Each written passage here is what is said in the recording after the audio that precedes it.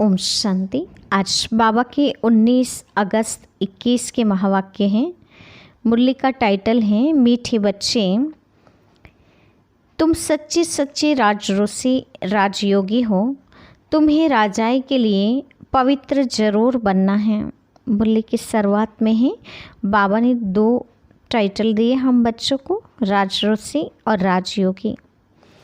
और राजयोगी बनकर राजाई लेकर पवित्र बनना है। प्रश्न है, कौन सा अटेंशन राजाई के लायक बना देता है? कौन सा अटेंशन राजाई के लिए लायक बना देता है? उत्तर, अगर पढ़ाई पर पूरा पूरा अटेंशन है तो राजाई मिल जाती है। बाप जो सुनाते हैं उसे अच्छी रीति सुनकर धारण करो। बाप ने सुनाया और बच्चों ने सुना तो राजाई मिल जाएगी। अगर सुनते समय उबासी देते व जुटका खाते, बुद्धि भटकती तो राजाई गवा देंगे। इसीलिए पढ़ाई पर पूरा अटेंशन दो। तो पढ़ाई है राजाई के लायक बनाने वाली, लेकिन पढ़ाई पूरी अटेंशन से पढ़नी है, तब राजाई के लायक बन सकते हैं। गीत है, हमें उन राहों पर चलना है जहाँ गिरना और संभलना है। ओम शांति। रूहानी बाप रूहानी बच्चों प्रति समझा रहे हैं। आज बच्चों को हठयोग और राजयोग पर समझाते हैं। बच्चों को मालूम है वह जो भी सिखलाते हैं सब हठयोग, क्योंकि वह कर्म सन्यासी हैं। वास्तव में गृहस्थियों को हठयोग कर्म सन्यास सीखना नहीं है, वह तो है ही निवृत्ति मार्ग। वह धर्म ही अलग है। तुम्हारा धर्म देवी देवता धर्म है। जिन देवी देवता ने राजयोग से ही राज्य पाया है। अभी तुम राजऋषि हो। ऋषि उन्हों को कहा जाता है जो पवित्र रहते हैं। तुम अभी पवित्र हो। अगर पवित्र न रहें तो उनको ऋषि नहीं कहा जाता। तुम राजाई पाने के लिए पवित्र बनते हो। वह कोई राजाई पाने के लिए पवित्र नहीं बनते। तुम जानते हो कि पवित्र दुनिया में हमको पवित्र राजाई थी। भारत में ही 5000 वर्ष पहले देवी देवताओं का पूज्य पवित्र प्रवृत्ति मार्ग था। अभी पुजारी पतित बन पड़े हैं। पतित कैसे बने? 84 जन्मों का हिसाब है ना। बाप जो सहज राजयोग सिखला रहे हैं वही हमको 84 जन्मों का हिसाब बतलाते हैं। दूसरे धर्म को सन्यास धर्म वाले क्या जाने। यह है देवी देवता का प्राचीन धर्म। वह है पीछे वाला धर्म। जो पास्ट हो गए हैं उनको सन्यासी समझ न सके। तुम जानते हो हठयोग अनेक प्रकार के हैं। द्वापर से भक्ति मार्ग के साथ हठयोग शुरू होता है। अभी फिर है राजयोग। वह हठयोग जन्म बाय जन्म सीखते आए हैं। राजयोग तुम एक जन्म में ही सीखते हो। उनको जन्म बाय जन्म पुनर्जन्म लेकर हठयोग सीखना ही है। तुमको राजयोग सीखने के लिए पुनर्जन्म नहीं लेना पड़ता। यह राजयोग सिर्फ संगम पर ही सीखते हो। राजाई मिल गई, स्वर्ग हो गया, फिर और सब धर्म खत्म हो जाते हैं। तुम राज ऋषि हो। राधे कृष्ण भी पवित्र है ना। कृष्ण को महात्मा भी कहते हैं। महात्मा पवित्र होते हैं। तुम भी अभी महात्मा व राज ऋषि हो। महात्मा अर्थात पवित्र, महान आत्मा। यह बातें कोई शास्त्रों में नहीं हैं। शास्त्र तो बाद में बनते हैं। कहानियों मिसल बैठ लिखते हैं। जो पास्ट हो जाता है वह बैठ खेल बनाते हैं, सच्चा तो नहीं है। अब बाप बच्चों को प्रैक्टिकल में पढ़ाते हैं। तुमको फिर हिस्ट्री बनाई है। यादव कौरव पांडव थे, जरूर संगम पर होंगे। संगम युग की हिस्ट्री बैठ बनाई है। त्यौहार भी सभी संगम युग के हैं। राखी बंधन भी पवित्रता पर हैं। पीछे फिर उनका यादगार चलता है। यहाँ बाप भी सभी को पवित्र बनाए प्रतिज्ञा कराते हैं। सिख लोग कंगन पहनते हैं, वह भी पवित्रता की निशानी है। हिंदू लोग जनेऊ पहनते हैं, वह भी पवित्रता की निशानी है, परंतु लोग कंगन पहनते हैं, वह भी पवित्रता की निशानी है, ऐसा समझकर। हिंदू लोग जनेऊ पहनते हैं, वह भी पवित्रता की निशानी है, परंतु पवित्र रहते नहीं हैं। राखी बंधवाते हैं, अर्थ थोड़ी ही समझते हैं। आगे ब्राह्मण लोग राखी बांधते थे, अभी बहन भाई को राखी बांधती हैं, वह खर्ची देते हैं। ये सब अभी फैशन पड़ा है। वास्तव में यह है पवित्रता की बात। बाप कहते हैं बच्चे काम महाशत्रु हैं।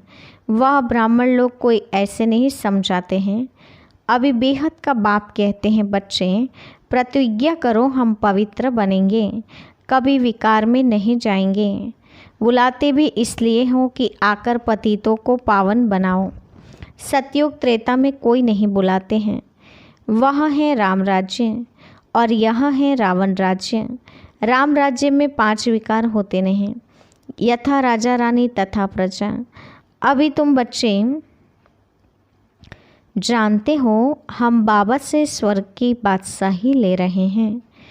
इस नर्क से जाना जरूर है। बाबा आया है पावन बनाकर स्वर्ग में ले जाने। फिर तो हम क्यों नहीं पावन बने। उन्हों के हठ योग तो अनेक प्रकार के हैं। जयपुर के म्यूज़ियम में जाकर देखो, कितनी वैरायटी हैं हठ योगियों की। उनसे होता कुछ भी नहीं है, सीढ़ी नीचे उतरते ही जाते हैं। बाप ने समझाया है, भारत जब पतित बनता है, रावण का राज्य होता है, तो धरनी हिलने लगती है। सोने के महल आदि सब नीचे चले जाते हैं। महल आदि को कोई लूटा थोड़ी है, वह तो सिर्फ मंदिरों को लूटा है। कुछ जेवर सोना आदि ले गए हैं। जेवरों का सबसे जास्ती शौक तुमको है। तुम स्वर्ग में आते ही जेवर पहनते हो, राज्य करते हो, और धर्म वाले आते ही राज्य नहीं करते हैं। तुम बेहद के बाप से स्वर्ग की बादशाही का वर्षा लेते हो, तो यह बाप बैठ समझाते हैं। गीता पढ़कर नहीं सुनाते हैं। गीता में जो लिखा है वह सब मैंने कहा नहीं है, वह तो मनुष्य ने मेरे महावाक्यों का बाद में बैठ शास्त्र बनाया है। हमने जो तुमको सुनाया वह तुमने ही सुना और फिर जाकर राजाई की। वहाँ यह ज्ञान नहीं रहता। यहाँ तो बाप टीचर बैठ बच्चों को शिक्षा देते हैं। बाप तो हिंदी में ही समझाते हैं। यहाँ सब हिंदी हिंदी कहते रहते हैं ना, जो उन्हों की भाषा है। वास्तव में प्राचीन भाषा हिंदी ही है, न कि संस्कृत। ये संस्कृत तो शंकराचार्य के बाद निकले हैं। जो आते हैं वह अपनी भाषा चलाते हैं। बाकी ऐसे नहीं कि बाबा ने गीता संस्कृत में सुनाई है, नहीं। गुरु नानक का अपना ग्रंथ है, उसने सिख धर्म स्थापन किया। उनको भी अवतार मानते हैं। उसमें राजाएं भी होते हैं, सन्यासियों में राजाएं नहीं हैं। बाबा ने समझाया है, बुद्ध क्राइस्ट आदि पहले गृहस्थी आत्मा थे। अब गृहस्थी पतित आत्मा तो धर्म स्थापन कर न सके। उनमें पवित्र आत्मा आई जिसने धर्म स्थापन किया। दूसरे धर्म तो किस्म किस्म के बहुत हैं, आकर अपना छोटा मठपंथ स्थापन करते हैं। जाड़ में दिखाया है ना, तो हठयोग और राजयोग में बहुत फ़र्क है। यह बातें समझने की हैं। जिसको समझ में नहीं आती होगी वह जुटका खाते रहते हैं, उबासी देते रहते हैं। यहाँ तो तुमको खजाना मिलता है, बड़ी भारी कमाई है, तुम रत्नों से झोली पड़ते हो। तो यह आंखें खोलकर सुनकर होता है।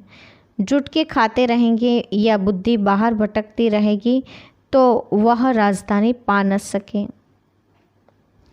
तुम हो राजऋषि, राजाएं प्राप्त करने वाले। बाप राजधानी स्थापन करते हैं, श्री कृष्ण नहीं करते।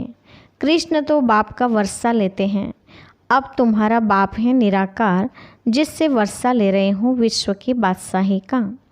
कितना तुम शाहूकार बनते हो। यहाँ एक ही बाप आकर राजयोग सिखलाते हैं। सो भी घूमो फिरो खाओ पियो, सिर्फ बाप को याद करो। साहूकार जरूर अच्छी रीति खाएंगे, वह तो अपनी कमाई का फल खाते हैं। मालपूड़ा खाओ या रोटी खाओ, याद करो बाप को। बल कुछ भी खाओ, पैसा तब किसके लिए है। बाबा कोई मना नहीं करते हैं, सिर्फ बाप से योग लगाना है। इस राजाएं स्थापन करने में खर्चा नहीं है। उस लड़ाई आदि में कितना खर्चा होता है, एरोप्लेन पर कितना खर्चा होता है, गिरते हैं तो एकदम ख़त्म हो जाते हैं, कितना नुकसान हो जाता है। तो बाप कहते हैं चलते फिरते बाप को याद करो, सुदर्शन चक्र फिराते रहो। हमने 84 जन्म पूरे किए हैं, अब चले वतन की ओर, घर जाकर फिर आए राजाई करेंगे। तुम एक्टर्स हो। वह बाइस्कोप को 2-2.5 घंटा चलते हैं। यह बेहद का नाटक 5000 वर्ष चलता है। इनको मनुष्य ही जान सकते। यह दुनिया है कांटों का जंगल, बड़े ते बड़ा कांटा है विकार का, जो आदि मध्य अंत दुख देते हैं। दूसरे नंबर का कांटा है क्रोध, उनकी निशानी यह महाभारत लड़ाई देखो। कोई बात में गुस्सा आया तो झट बॉम्ब शुरू कर देंगे। अभी तो ऐसे ऐसे बॉम्ब्स बनाए हैं जो बात मत पूछो। सतयुग में कोई लड़ाई आदि होती नहीं, संगम पर ही यह महाभारत लड़ाई दिखाई है। दूसरे कोई शास्त्रों में लड़ाई की बात ही नहीं।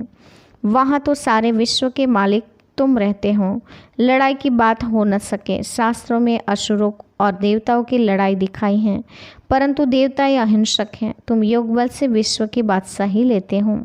फ़र्क देखो कितना है। साइंस बल से विनाश होता है, उसे ही साइंस फिर सतयुग में सुख देखेंगे। साइंस से इन्वेंशन करते हैं, वह तो सुख के लिए करते हैं। यह भी आकर कुछ ज्ञान लेंगे। प्रदर्शनी में तो सब आते हैं, आगे चल सब आएंगे। तुम्हारे इस साइलेंस बल का आवाज़ निकलेगा। तुम प्रश्न पूछते हो गीता का भगवान कौन? ऐसे प्रश्न कोई पूछ न सके। जहाँ यह प्रश्न लिखते हैं तो उनके साथ चित्र भी दो। गीता का भगवान परमपिता परमात्मा या श्री कृष्ण, जो पूरे 84 जन्म लेते हैं, पतित से पावन बनाने वाला तो बाप ही हैं।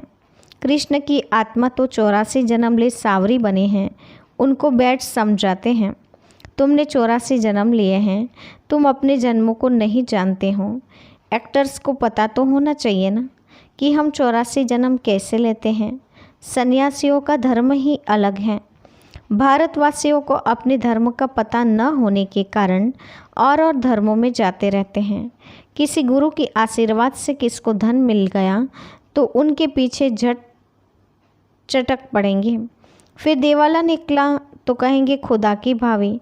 बच्चा मिला बहुत खुशी होगी। अच्छा 10-12 दिन के बाद बच्चा मर गया तो कहेंगे ईश्वर की भावी। इनको जिंदा करना हमारे हाथ में नहीं है। बाबा के बहुत ऐसे मिसाल देखे हुए हैं, ऐसे ऐसे बहुत होते हैं। यहाँ तो बाप बैठा है, बच्चों को समझाते हैं, मीठे मीठे बच्चों पावन बनो। याद है जब महाभारत लड़ाई लगी थी तो द्रौपदी ने पुकारा था, बाबा हमको यह दुशासन नंगन करते हैं, हमको इनसे बचाओ। 5000 वर्ष की बात है। इन अबलाओं पर अत्याचार इस विश्व पर ही होते हैं। कई तो स्त्रियां भी ऐसी होती हैं जो विष बिगर रह नहीं सकती। उन्हों का नाम भी रखा हुआ है सोपनखा पुतना, जो विष के लिए तंग करते हैं। वह है कंस, जरासंधि, शिशुपाल। यह सब विनाश को तो पाने ही हैं। इस समय है आसुरी रावण राज्य, फिर होगा ईश्वरीय राज्य। इस सारे चक्र को तो तुम जान गए हो कि कैसे 84 जन्म लेते हैं। यह भूलता तब है जब विकार में जाते हैं।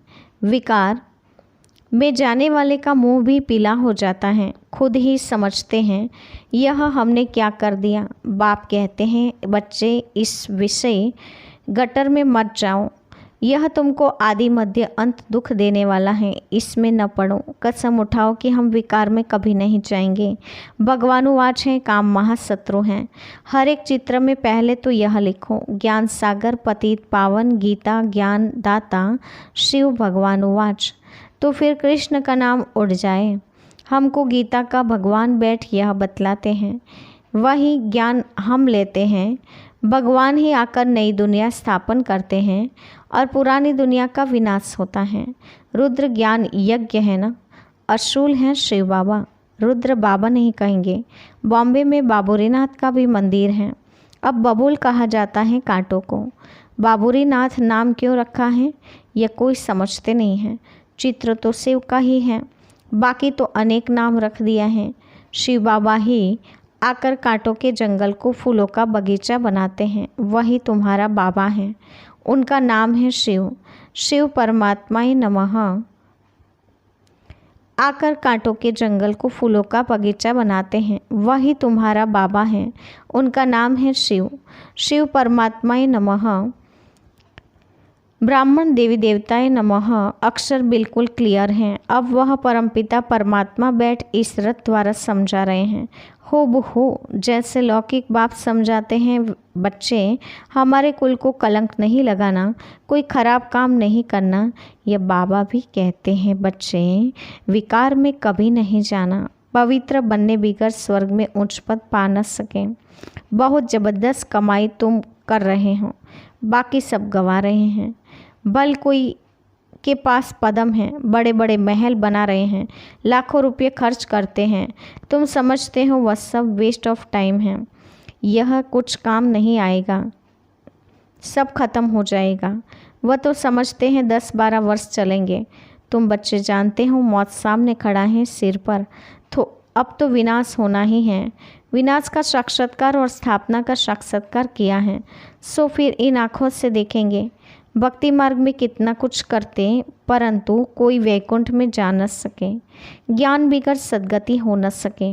ये सब भक्ति मार्ग के खिलौने हैं। अच्छा, मीठी मीठी सिकिलते बच्चों के प्रति माता पिता बाप दादा का याद प्यार और गुड मॉर्निंग। रूहानी बाप की रूहानी बच्चों को नमस्ते। हम रूहानी बच्चों की रूहानी माता पिता बाप दादा को याद प्यार, गुड मॉर्निंग और नमस्ते। धारणा के लिए मुख्य सार। पहले पॉइंट, कुल कलंकित करने वाला कोई भी खराब काम नहीं करना है। पवित्र बनने की अपने आप से प्रतिज्ञा करनी है। दूसरा, अब अपना टाइम मनी वेस्ट नहीं करना है। फूलों के बगीचे में चलने के लिए कांटे निकाल देने हैं। आज का वरदान है, पहले आपके पाठ द्वारा ताजधारी बनने वाले चतुर सुजान भव। पहले आपके पाठ द्वारा ताजधारी बनने वाले चतुर सुजान भव। वरदान का विस्तार है, जैसे बाप दादा अपने को ओबीडियंट सर्वेंट कहते हैं, सर्वेंट कहने से ताजधारी स्वतः बन जाते हैं, ऐसे आप बच्चे भी स्वयं नम्रचित बन दूसरे को श्रेष्ठ सीट दो। उनको सीट पर बिठाएंगे तो वह उतरकर आपको स्वतः ही बिठा देगा। अगर आप बैठने की कोशिश करेंगे तो वह बैठने नहीं देगा, इसलिए बिठाना ही बैठना है। तो पहले आपका पाठ पक्का करो, फिर संस्कार भी सहज ही मिल जाएंगे, ताजधारी भी बन जाएंगे। यही चतुर सुजान बनने का तरीका है।